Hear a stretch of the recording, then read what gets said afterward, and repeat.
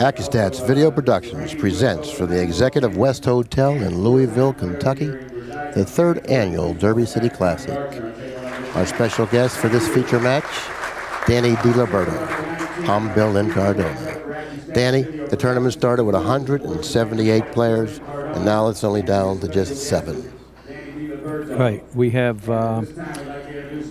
3 matches going, of course, because of 7 players. You needed 1 bye, and the one who drew the bye was Mika Immonen. And in fact, Archer's the only one that doesn't have a loss, and if he happens to lose, he could buy back in, and it'll cause the tournament to last a little longer. But if Archer wins, we'll have 4 players left, and then there'll be like 2 matches, unless sometime Archer loses and can buy back, and that'll make a buy and change the scheduling for everything. But in this match, we got 2 young players. I really never heard of either one of them, except I know John Hager's father. I mean, he was a player in the 70s, a pretty good player. And we have John Pinegar from Manchester, Tennessee. He's 26 years old, and John Hager Jr. is 23 years old. Yeah, John Pinegar is from Manchester, Tennessee, as you mentioned, and this is probably his best finish by far in a major event. But he's playing really well. He defeated Tang Ho yesterday, a player that finished high last year in the 9-ball division, but he handled him easily.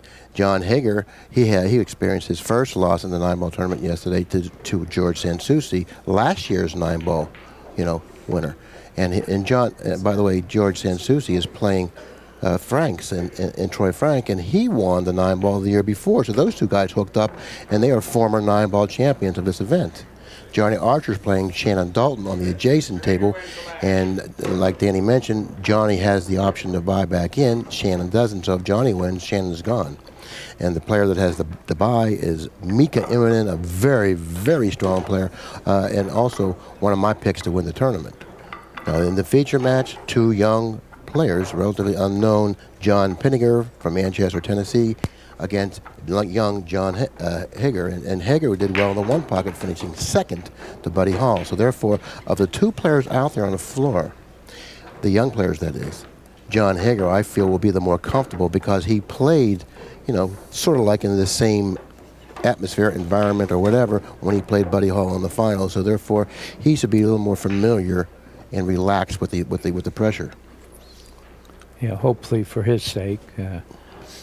And I think he has a chance for all-around prize money if he can happen to snap this off. Well, the problem he has is that he doesn't qualify for the all-around prize money. He didn't enter the bank pool. Oh, that's right. Yeah, that was the rules. If you didn't play in all 3 divisions, you're not qualified to win the all-around prize money. And he didn't play in the banks. I wasn't aware of that. Okay, this is a pretty good opening shot for the first game of a match that carries the importance of this match. You want to step to the table with something that you're familiar with and comfortable with, and I believe that Pinegar is comfortable with this first shot. He may have fallen a little short of the mark. I don't know from my vantage point. I believe he can pocket the 2, He looks Danny. good here. Yeah, it looks like he just has to make the ball, and he's automatically going towards the 3. That's ideal position. He doesn't want to end straight in on the 3. And he repositioned the cue ball very nicely in the center of the table, leaving him a nice angle off the 3 to drop for the 4, which is positioned on the opposite cushion near the lower left-hand corner. And he put a little right-hand English on the ball just so he wouldn't line up straight on the 3. That would be the only way to go straight. Now, this is interesting, Danny. If you stop where the 4 is, you have position for the 5. But notice the 6. It's in a pretty tough position. The 7 and the 8 are on top of the 6. So therefore, he's going to be has to be very accurate in playing position for the 6. How would you play this? I think I would go. He got ideal, except he's on the rail. But I think he's supposed to go off the 5 to here, maybe around here somewhere. But like Billy said, this ball and this ball are standing in the path. He doesn't want to get behind those 2. Now the angle that I see, he cannot go to this cushion over here and over here.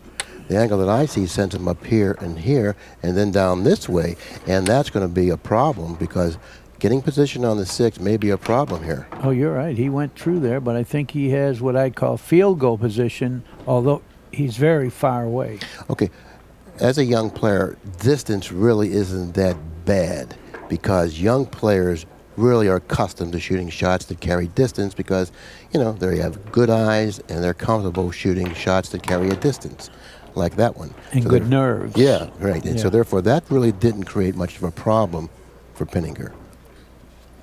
He sort of got on the 50-yard line, but, I mean, he's close enough to hit it well, and I think he's going to have to play position for the 8 in one of the corners, which he did, and he shot it in the right hand. I would have shot it in the other pocket, wouldn't you?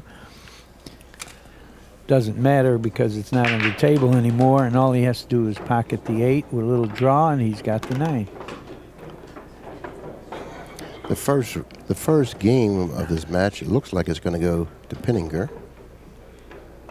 And it's always nice to start off winning the first game and running out and getting it. Solidly, too. I mean, he didn't look uncomfortable at all, and he didn't look like he was jittery. He just got up and fired him in like he's in the back room. You know, and that's what you really have to do. When you're playing an important match and you feel they may be a little bit nervous or whatever, I would think that you would have to try to develop the mindset like you're in the practice room or you're in your own pool room or your home if you have a table in your home, and try to just feel like that's where you are with familiar surroundings. And if you can get your mind to think like that, then I think that you would do a lot better.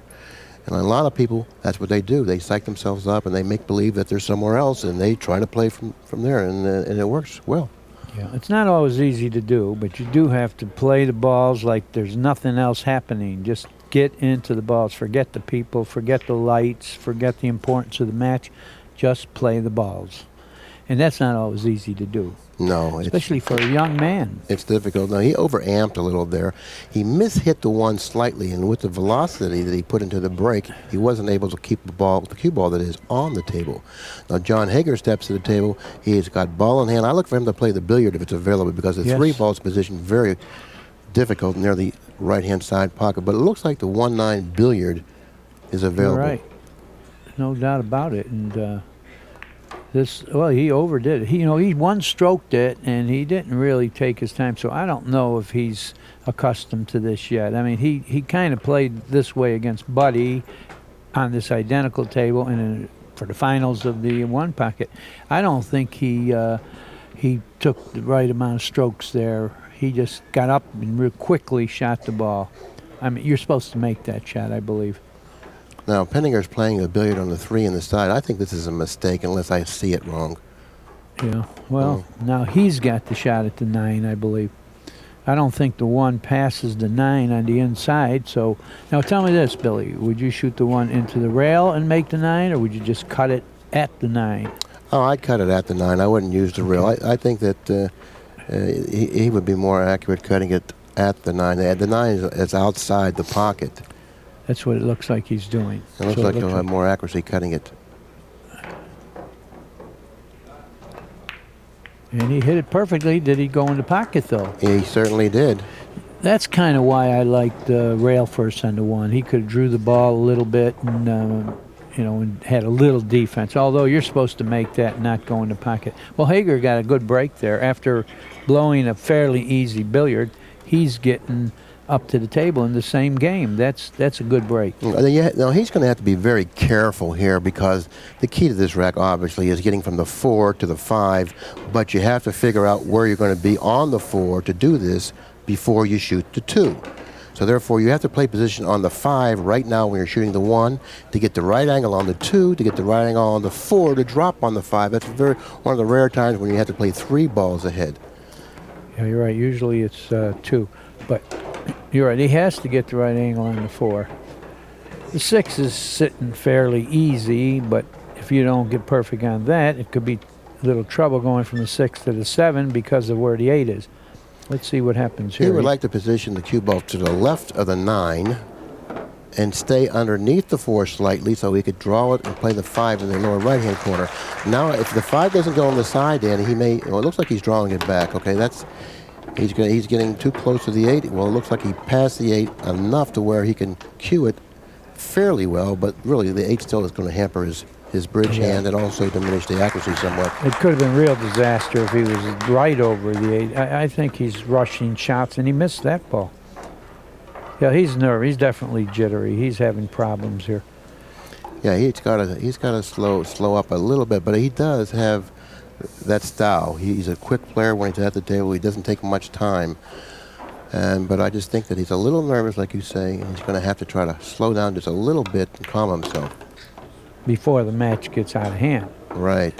So of the 2 players, I was totally wrong. I thought that Hager would be the more comfortable. And it's not Hager at this time, it's Pinegar. And he seems to be the more comfortable of the 2 players, and he's done much better. And he felt very good on that ball. You needed that angle to get to the 7, and he got there perfectly. He may have a little angle and to go out and shoot the 8 in that pocket where he's standing, or maybe he can kill it. But I think he has enough of an angle to go out towards the middle, which he did. And now he may have to accept the shot in the 9 with the cue ball on the far side of the side pocket. I don't know if he can draw it past the side. No, he did perfectly. He could very well. Great control there. Yeah, and that particular shot he just executed isn't really that easy to execute. He made it appear that way, but it really isn't as easy as he made it appear. A matter of fact, he made an excellent shot. Game number 2 goes to Pinegar. He now leads in this short race to 7, 2-0. And you know, when you're leading 2-0 in a race to 7, you pretty much have control of the match. Especially when your opponent is a little jittery. You know, and I do believe, this is just my guess, that the player who wins the first game in a short race to 7 will go on to win at least 56% of the matches. Oh, you got it down to that? Sure. No, we were discussing that over breakfast, and I just thought I'd throw that in. Yeah. Yeah, well,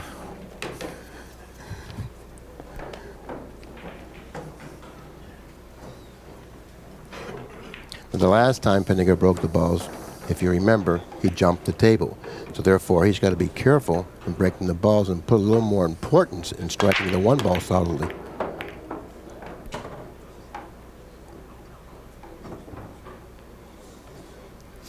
Now, the 9 ball really didn't get much action compared to the action that it was getting yesterday, but that problem was remedied by no other than our mentor, Pat Fleming. Oh, that's nice. Well, I was requesting that yesterday. I hate to see a guy get up, swing, hit the break, and make the 9. And last night in the final match, there were 2 of them. And I really don't like that. And I guess it's been remedied because that 9 hardly moved. It usually goes towards that pocket where the 5 is. Now, this is going to be a very difficult ball to hit without fouling. And you can't even just let him have ball in hand and hope to be better off next shot, because you won't be. If you give the guy ball in hand here, you're going to be froze on the 6. So he's going to have to probably hop the balls. You know, he's over the edges, so it's pretty easy to jump if you go over the edge. Oh. He only went over a little bit, but he stopped pretty good.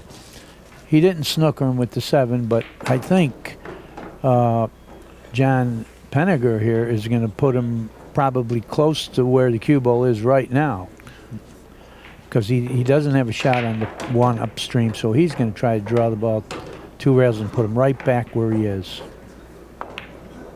There he is.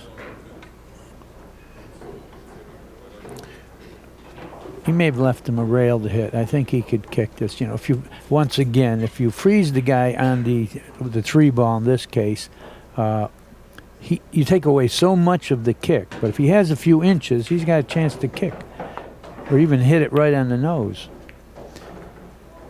But it didn't stop too well. I mean, he's got the 1, and he can do anything he wants to get to the 2 for the angle to the 3. So I don't know that John Hager Jr. may be looking at 3-0 deficit.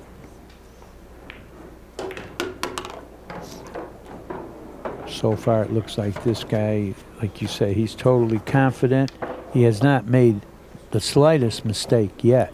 Other than scratching on the combination on the 9, that was the only mistake that he made. Yeah, he did that, and it was a little bit careless.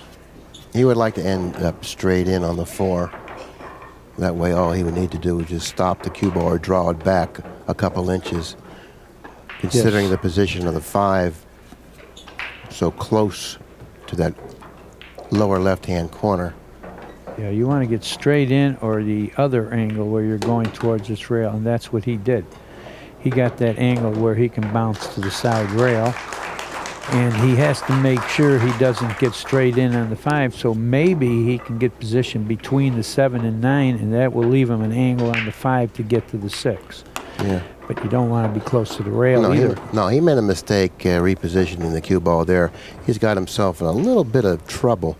It's hard to go back, and it's really hard to go forward here because you're going to end up too far from the 6. And it's hard to go back because you got to dig in. He's going forward here, and he's going to probably end up with a longer shot than he actually would like. Right. But we're going to see what's going to happen. He hit it good, but now he's going to have distance again. And this is not a gimme shot. He's going to have to hit it with a little speed to get off the rail, and I don't think he's going to be comfortably close to the 7, and it was all because he didn't get good on the 5. He had to get further off the rail so he could cue the cue ball and draw it closer to the 6. 9 ball is a percentage game, and this shot carries actually a lower percentage of pocketing than it would have if he would have been even a foot closer to it, and that's what happens. Those little percentages end up getting you if you don't play good position, and that's exactly what he was guilty of, and he got penalized for it that time. Okay. Hager is fortunate enough to get another chance, and he made the ball that time, and he's got a shot on the 7. It looks like close to just stopping the cue ball and shoot the 9, or if he wants to pop it, he can draw and shoot the 9 in that same pocket. That might be what he's doing. No, he didn't. The stop shot was perfect. And this is exactly what John Hager needed. He needed to step to the table with something that he was totally familiar with to get on the board and maybe just to relax a little bit. Game number 3 goes to Hager. He now trails in the match 2-1, but I'm certainly sure he feels a lot better about his position than he did a couple minutes ago. Of course, it could have been 3-0, and that's tough to gain in a short race with tough equipment,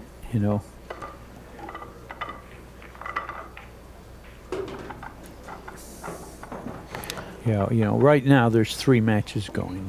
Besides this one, we have Shannon Dalton playing Johnny Archer to the left of this table, and we have George Sansucci or Ginky playing Troy Frank on the other table. Of course, after the matches are complete, Mika Immonen goes in the hat, and they draw again to see who plays. And if Archer loses, there'll be another bye. But if he wins, there'll be 4 players, and there'll be 2 matches. In the meantime, in that match between George Sansucci and Troy Frank, those 2 players were the winner of the 9-ball division last year and the year before. Troy Frank won it the first year, and George Sansucci winning it last year, and now they're hooked up playing one another. So it's possible that we could have a repeat winner in the 9-ball division. Yeah, that's true. Okay, Billy, what do you do here? You don't have a shot, and you got some pretty easy safes. Yeah, the shot I kind of like, and if I get this telestrator working, okay, I kind of like utilizing the 6 and the 7 by banking the 1 down in this area, setting the cue ball 1 cushion, 2 cushions, and then over here somewhere. I think that this ball blocks off a lot of area down table. If you notice that the 3 and the 6 anywhere in here with the cue ball, and he will not be able to see the 1 ball. Well, he went the other way, and he tried to put him behind the 8, and I think he succeeded because the 1 banked back up table.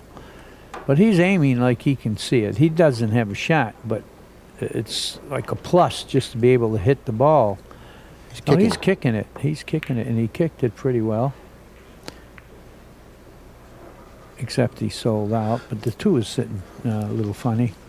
Yeah, if you notice the 2 and the 7 on this side of the table here, the 7 is not lined up to the pocket. It's lined up there, not very much space in between both balls. He has the upper corner available for the 2 and possibly the side. And possibly a combination on the 9 if he got real good. Right, and he could probably draw the cue ball or even follow it maybe this way or draw it straight through to get that combination, but it's not going to be easy. Obviously, he went for the 2 cushions around, maybe trying to play position for the 2 in the side. Yeah, I think that's what he did. He ran into the 6, and now he's got a problem, Danny. And big problem, because that 2 is glancing towards the 6 and the 9, so he can't just cut the 2 and try to go upstream unless he snookered him. I kind of like this shot. He's in a necessitating situation. I kind of like drawing the cue ball back up here. The 2 goes over here somewhere like this here. See what he's trying to do there? Yeah. Trying to draw the ball back up table, sending the 2 ball down the other side. And he snookered him. Is there such a word, necessitating? Yes, that was a necessitating situation. That means you have to shoot at some time. I knew what it meant. I just wasn't sure that it was actually a word, but it was a nice word. Well, thank you very much. It's not often that you compliment me, and I really appreciate it when you do. Thank you. You're welcome. My Billy. good friend from You're years welcome. ago. From years ago? We're Years not good ago. friends now? Oh, yes, but we first met when I was just a young man, 17, 18 years old, and you were one of my favorite players. Isn't it amazing how things change? Well, thank you, Billy.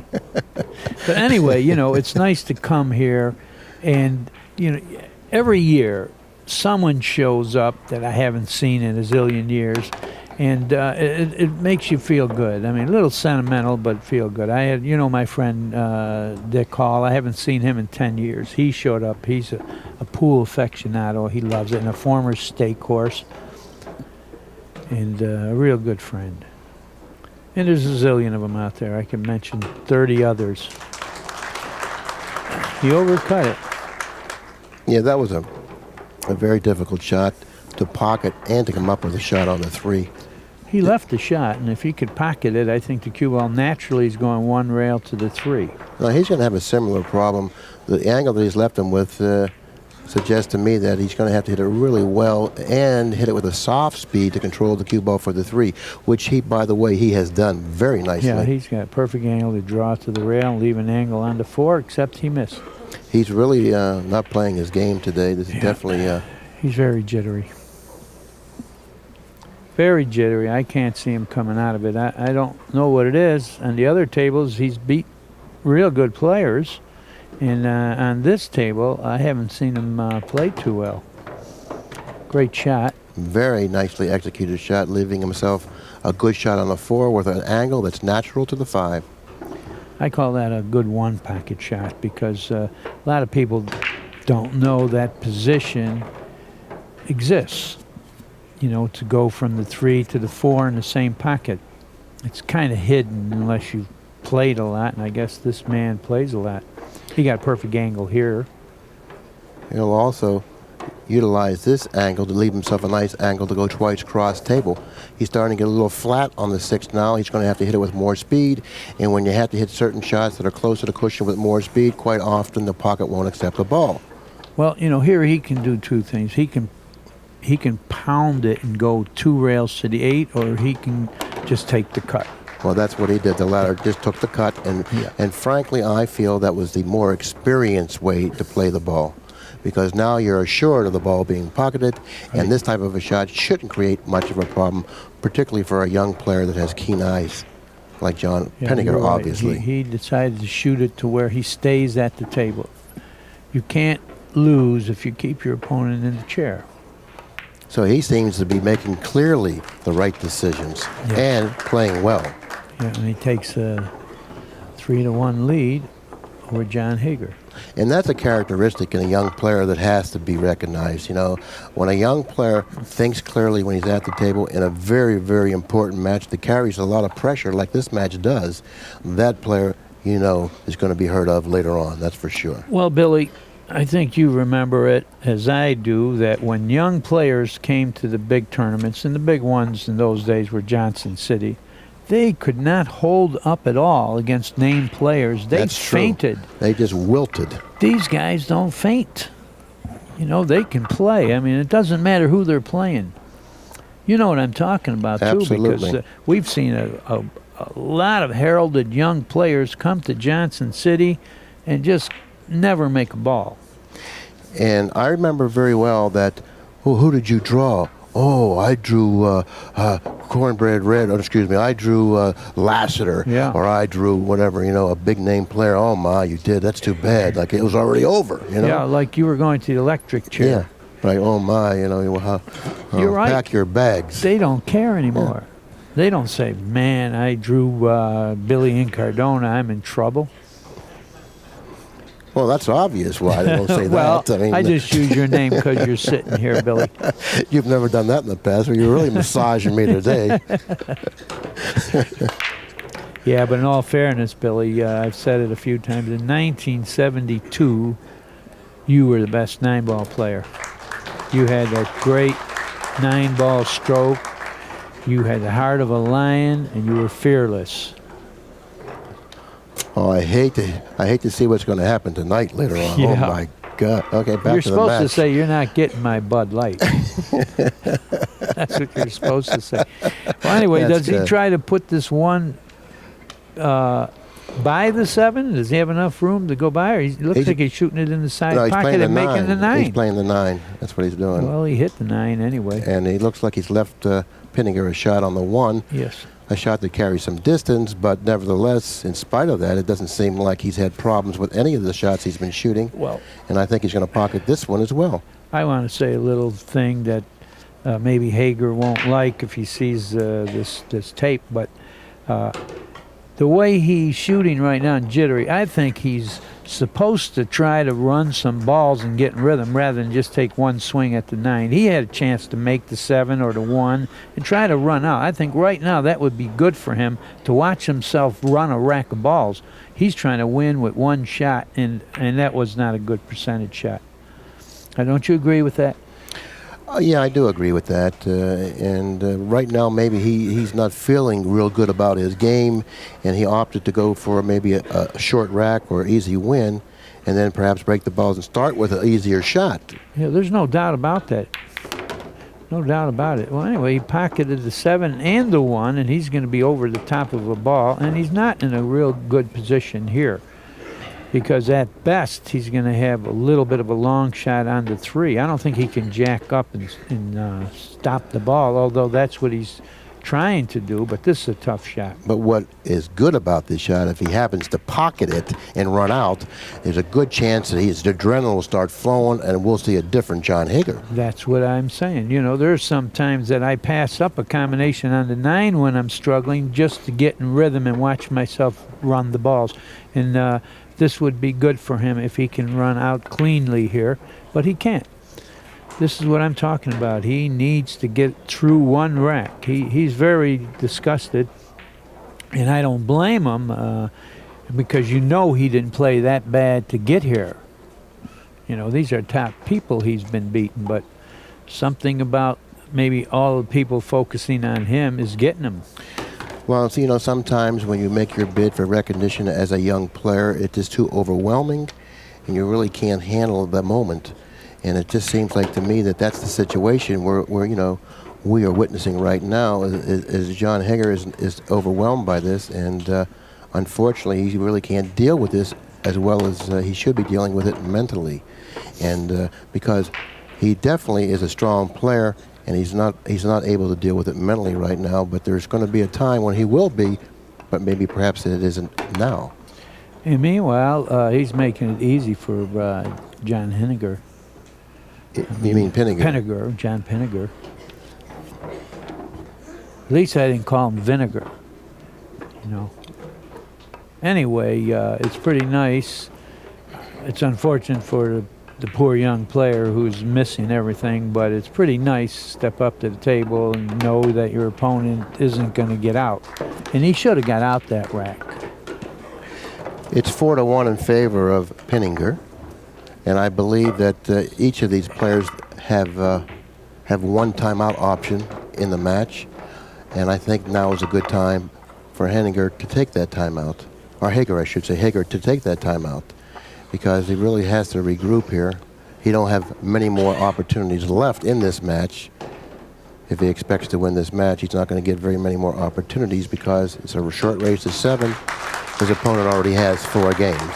And he's had chances. In reality, he could be winning 4-1 instead of losing 4-1, because he's had the chances to win 3 other games, and he didn't take advantage. Well, hopefully, for the young man's sake, he can get loose before this match is over, but he doesn't have a lot of time, like you say.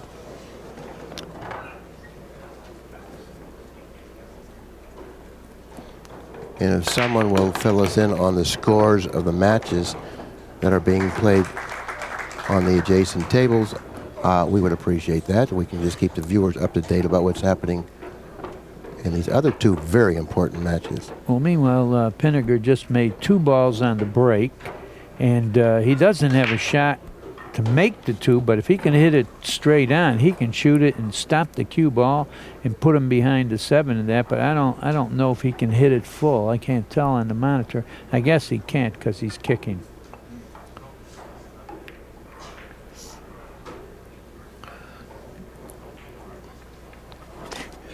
We just got news that Shannon Dalton's beaten Johnny Archer 6-0. He needs 1 game, and from this distance, he looks like he's aiming at a 2-9 combination, and that match could be over in like very swiftly. And I don't know what the score in the other match is with Sanssouci and Troy Frank. Can we get that one, you think? I really like what Hager did. It's over right over there. Shannon made a heck of a combination, and Archer lost. Of course, he's not out of the tournament because he has a buyback. And the crowd here, basically from Kentucky, is really very happy that one of their home state players has beat one of the top players in the world. In the meantime, I like what Hager did by trying to reposition the cue ball behind the 7 and 6, but he fell a little short of the mark, and now Pinegar's at the table again with a shot. Fortunately for Hager, he didn't pocket the 2. Had he pocketed the 2, and I would have had to make him a favor to run out, maybe, because the 6 and the 7 are still tied up, so therefore... But I think the 4 goes, and he could have bumped those out. It's straight pool. You shoot the 4, bump the 6 out, and you got position on the 5 and the side. But nevertheless, I don't think he left a shot on the 2. Did he? I mean, he left an edge. Can he make this ball? Yeah, I think that he can make the 2. If he can, he can get out. But it's not the type of a shot that he figures to make when you consider how inaccurate he's been up to this point. But who knows? I mean, maybe he'll start playing better. Yeah, he made that one. Okay, now he's repositioned the cue ball very nicely for the 3. A little bit of right-hand English will offer him the angle on the 4 to nicely bump the 3 away from the 7 and still end up with a good shot on the 5. I mean, he bumped the 6 away, but that is the shot. This is a little bit of straight pool. You know, when you bump a ball and you have an insurance ball. In this case, it's the rotation ball, the 5 after the 4. So he has the right angle on the 3 to get the right angle on the 4. Let's see if he finesses the 4, if he makes the 3, or if he just pounds it and hopes. Oh, he's going into him now. Oh, no, that was a mistake. Even terrible, because the 4 goes, and I'm sure he could hit the 4 first, but he didn't want to play it that way. He's trying to open him. He's not thinking clearly. Not only isn't he executing clearly, but he isn't thinking clearly, and when you don't think clearly, that's one of the reasons why you're not accurate, because you're just confused. Well, one could very easily cause the other. You know, yes, if you're not confused. shooting straight, your brain can go into. What is he doing here? Oh, he's going to try to tie them all up where he can't even hit the 4 with ball in hand. Well, Mr. Hager has ball I think he did that. You might have to put the cube on the top of the rail to hit the 4, which is illegal, of course. Oh, man, who's going to get 3 scratches first? Well, he's going to have to remove the 4. That's what he's trying to do. Yeah, and he's going to let him have a shot and hope he doesn't run out. I don't think that was the right thing. No, that wasn't the 2. right thing. What he should have done was he should have actually repositioned the 4 up this end of the table, making it a much more difficult safety. Yeah. All he needs to do now is come off the side of the 4, repositioning the cue ball in this area here, and John Hager will be a decisive underdog to hit it. Very, very bad decision. Very bad decision. You know, I can't see him hitting this ball. You know what he has to do? He has to hop the ball and right over the 7 and land on it. I don't know if he can hit the edge, although they called Scott to watch it. And this will be something we'll have the ability to review. I think he's got to hop the ball. Foul. He lost the game. 3. But that was because he used bad. He's supposed to shoot the 4 up the table, and the guy was not in a position to run out because they were tied up, and the 4 had to be in a better position than it wound up in for his 3rd scratch. Bad thinking. Yeah. Bad thinking. He's not thinking well. I think that's what's causing him to be playing as poorly as he is tonight or today, because his inability to think out there, and I'll tell you what. That's where it is. Mentally, you break down, and then when you break down mentally, your accuracy goes. I think you and I know that phase of the game pretty well, and it would be a good idea for Hager to get this tape and watch it and listen to what we were saying, so he'll get a lesson from this whipping. You know, I think Pat Fleming will send him a tape of it, and it'd be a good idea to watch it and study it, because we're pointing out his mistakes. He may not remember them as well as viewing it. So this could help him, and it goes back to what I say about Pat Fleming's ACCUSTATS anyway. Everybody learns something from these tapes, whether it's through me or you or Varner or anybody else. We're going to watch the replay of this foul. He clipped the 9 first, I guess. Yep, he cut the 9. He definitely hit the 9 I first. think the only chance he had was to hop the ball and hope he doesn't go over the table, right? Probably so, but he wasn't able to do that. But that probably was his best shot. Nicely broken, the balls, that was. It looked great. I mean, we viewed the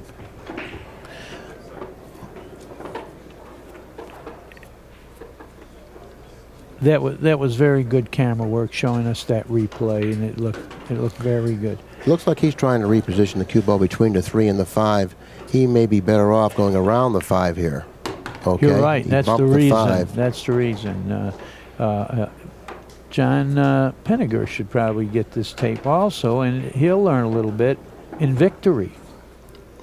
Well, he may not have tried to go in between the 3 and 5. Maybe he tried to go around the 5 and he brushed the 5 in his effort in doing that. He still turned out all right. I think he may have to pop this in and go 3 cushions to the 4, or else take the long shot in the corner, rolling it. I think he's going to pop it in and try to go 3 cushions. He's missed that. He missed the ball. Even going 3 cushions, he had to deal with the 5 off the 3rd cushion, Right. and it wasn't a guarantee he was going to do well with that. I like the way he played it, even though he did miss it. Right. He did play it properly to stay at the table and take the shot on the 4. After all, your opponent is struggling. This is a difficult shot. He only has a half a pocket for the 3, but the 4 is positioned nicely in front of the side. If he pockets the 3, he'll have position for the 4. He just would like this night to end, I believe, and forget about it. And I hope it doesn't hurt him in the future. You know, his confidence got to be shattered here, because he really played horrible so far. And barring a miracle, I don't like his chances of winning this particular match.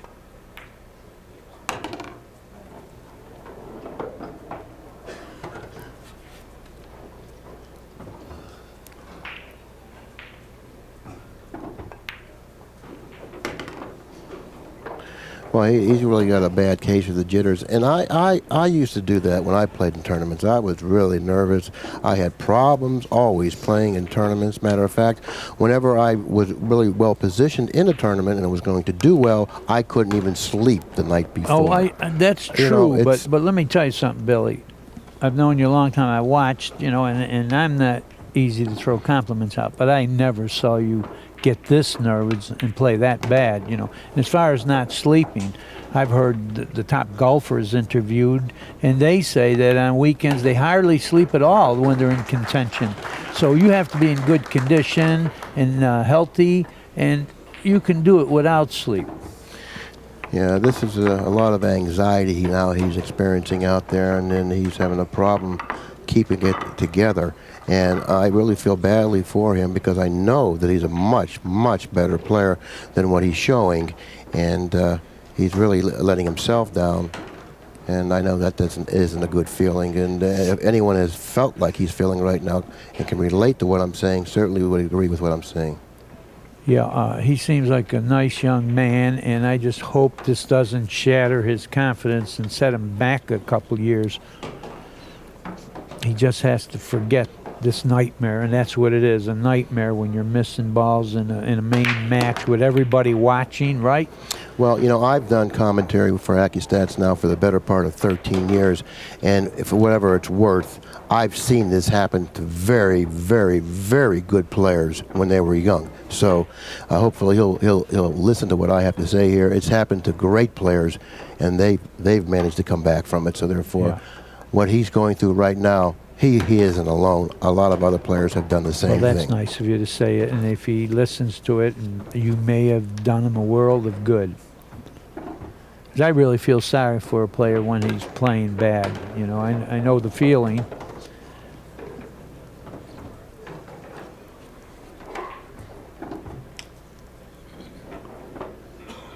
Because, you know, whether you know it or not, I was young once. Billy. I don't remember. It was pretty long ago. That's what I've been trying to tell you, Danny. You don't remember. Of course, I'm just making a joke. I remember every ball I ever shot. But anyway, this match looks like it's coming to a close. I mean, the 5 goes by the 8. The cue ball bounces to the 6.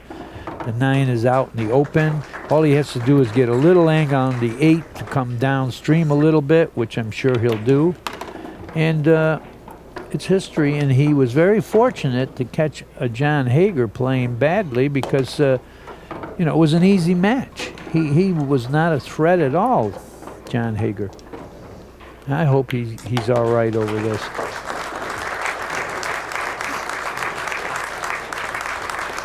Well, that's really going to help Pinegar in his next match, you know, having such an easy match. In this match, that's certainly a confidence builder. He's out there, he's playing in front of this crowd that's really close to the tournament area right now because they changed the design of the room, and it's very close. So it's a totally different type of an atmosphere. So therefore, there's more people watching the main match than before because they kind of got rid of tables and put more seating around this table. I want to say something about when I was younger. When I lost a big match, I went in my room and hid under the bed for hours. I didn't want to see anybody because I felt like I would get nasty, or, you know, someone comes to me and say, good try, which it wasn't a good try, you know. I didn't like to hear that kind of stuff. So I isolated myself. Anyway, we had something interesting to talk about, and I hope the kid learned something. John Pinegar, the winner. We're going to have an interview. Okay, we're going to get John Pinegar, and we'll have him up here in the booth in just a moment. And when he gets back to the booth, when he comes up here to the booth, we'll be up here with him in just a few moments. Okay, we're with John Pinegar, and congratulations on your win here in a very important match. Appreciate it. I do believe this is the best finish so far in a major event for you. Is that correct? That's correct. And you're still alive, you know. I mean, oh yeah. And it's always nice to win a match with the environment and with the tables so close together and all these people around you. You know, because this is a totally different type of an environment than there was yesterday. It sure is. Did you realize that when you were playing? Yeah, I ain't never played in front of a camera, or I mean, I was just real nervous. I didn't know what to do. You look nervous yet. Well, it's always good to win a match, you know, under the circumstances that are out there now, with the tables close, the people close, because the next match you play is going to be under the same type of environment. Maybe not so on the featured table, but on one of the adjacent tables. But you should be feeling more comfortable. Not that you weren't feeling comfortable out there in this match. It looked like you were very comfortable. Well, at first I was just, you know, I didn't know. I mean, I'm just nervous. I mean, I ain't never played in front of a camera. I'm still nervous right now. Yeah, I could notice that. But tell me this: it was pretty nice to have your opponent stumble and make it easy for you. I mean, he made it real easy for you. But tell me this, as a pool player, I mean, most pool players are cold-blooded. Do you feel a little sympathy for the guy playing in front of everybody and playing so bad? I sure do. Yeah, I was talking about that. But let me give you one little bit of advice that Irving Crane gave me in the early 60s. He said, you know how to play. When it's your turn at the table, play the balls, forget all else, and when it's your turn to win, you're going to win. This will help you relax and just have fun out there. That's what I try to do. You know, at the end there, I just said heck with it. You know, just play. Don't worry about nothing. Just like I would be if I was on table 11 back there. Yeah, just practicing gambling. Yeah, you're supposed to do that. But anyway, now you're in the final 5. You know. Archer lost, so he could buy back in. There'll be 5 players now. There'll be another buy. Hopefully, you'll get the buy. Hopefully. That'll put you in the final 3. I wouldn't care to play, you know, like somebody like Sanssouci or Archer or Dalton. I mean, I wouldn't mind that. It's good for, you know, experience and stuff. But you'd rather have the draw than the buy. Yeah. Good. Of course, anybody would. Anyway, I don't know you, and it was a pleasure watching you, and good luck in the next match. Thank you. Yeah, this is the first opportunity I've had to watch you play as well. You know, I've watched you practice. I've seen you play a few matches, you know, just briefly. Yeah. Walking by. You know, I really never noticed your game by, but I knew you could play because you get over the ball well, and you're an excellent shot maker. And obviously, you think well when you're at the table because I noticed you made a couple real good, you know, judgment calls and judgment plays when you were at the table. So, you know, I think you're going to do well, providing that you can keep it together mentally. And I look for you to do well in this tournament, even from this point on. So, hopefully, you'll do that. Well, I knew you could play for a different reason. 178 top players, and you got this far. That means you can play. Oh yeah, like for me to go on the hill, he pushes a 4 up on them balls. All I got to do is push a 9 up on the balls, and he can't do nothing. What would you have done if you were him, if you were he in that situation? Tell me. I'd probably just try to break up the balls a little bit, make him run out on me. Or maybe just reposition the 4 at the other end of the table, making his job. Hit the 7. Shoot the 7 into the 4 and put it way down there. And the 6 and the 7 still tied up. Exactly. That's exactly what we said to do. You know, give him a shot on the 4, keep him tied up, and give you a tougher shot to snooker him where he gets a better kick. Yeah, but he was nervous and he couldn't think straight. He was startled because he missed a 3 ball like 3 or 4 times. I mean, he just couldn't think clearly. No, he could. And he's an intelligent man, by the way. Sure is. But sometimes the intelligence has nothing to do with emotion, and he couldn't handle it mentally. But that's only one time. The next time you see him, he might have it totally together, and then you're going to be in for a real dogfight. Yep. And I'm certainly sure you're aware of that. But anyways, congratulations on your win here, and good luck to you, John, for the remainder of the tournament. Okay, anyways, it was a one-sided match. John Pinegar certainly deserved to win it. He played well, considering this was his first time in front of the Accu-Stats camera and his furthest has he ever advanced in a major tournament. So right now we have nothing more to say, but to close it up, Danny, once again, it's been a pleasure working with you. Always. And on behalf of Danny Diliberto and the entire Accu-Stats crew, this is Bill Incardona saying thanks a lot for supporting Accu-Stats. Give Pat a call, 1-800-828-0397.